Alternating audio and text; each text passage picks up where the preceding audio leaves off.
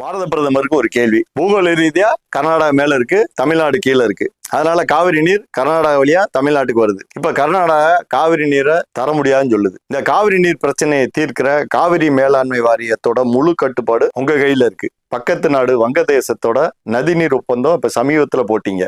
அப்ப தேசத்தோட பிரதமர்ன்ற முறையில கர்நாடகாவுக்கு நீங்க உத்தரவு போட்டிருக்கணும்ல, கீழே இருக்கிற தமிழ்நாட்டுக்கு உரிய காவிரி நீரை தரணும்னு சொல்லியிருக்கணும்ல. மாநிலங்களுக்குள்ள எந்த ஏற்றத்தாழ்வும் இல்லாம நின்னா வரி, நடந்தா வரி, தூங்குனா வரின்னு வருமானத்தை மட்டும் மத்திய அரசாங்கம் வாங்கிக்குது. ஆனா மாநிலங்களுக்குள்ள ஏதாவது பிரச்சனைனா மத்திய அரசாங்கம் ஒதுங்கிக்குது. அப்ப ஏற்கனவே இந்த தேசத்தை ஆண்ட காங்கிரஸுக்கும் உங்களுக்கும் என்ன பெரிய வித்தியாசம்? மாநிலங்கள் உங்க பேச்சை கேட்காதுன்னு நீங்க நினைக்க ஆரம்பிச்சீங்க. வலிமையான இந்தியாவை உருவாக்க முடியாதுன்னு இந்த 10 வருஷம் ஆட்சியில உங்களுக்கு தெரிஞ்சு போச்சு. அதனால 2047 வல்லரசாவோன்னு சொல்லிட்டு போற இடத்துல எல்லாம் சொல்லி தப்பிச்சுக்கிறீங்க. எங்களுக்கு இது புரிஞ்சு போச்சு. அதனால இனிமேல் இந்தியா வல்லரசாவோன்னு சொல்லிட்டு எங்கேயும் சொல்லாதீங்க. ஜெய் ஹிந்த்.